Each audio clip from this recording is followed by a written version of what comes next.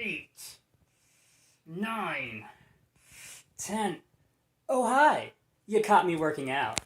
My name's Alex Garbus, and I'm a member of the Louisville Makes Games community. I live in, well, Louisville, and I think you should donate to Louisville Makes Games during the Give for Good fundraiser, because I think they do important work for the medium of video games and the people that make them. Video games are an art form just as much as literature and film are. They can be used to share powerful experiences, express intricate emotions, recreate historic events, or they can just let you do nothing but collect corn all day. That's a great thing about them. They come in all sorts of shapes and sizes. I and a lot of others find game development to be incredibly fulfilling. I believe that every person deserves to make a living doing what personally fulfills them, but right now it's not the case.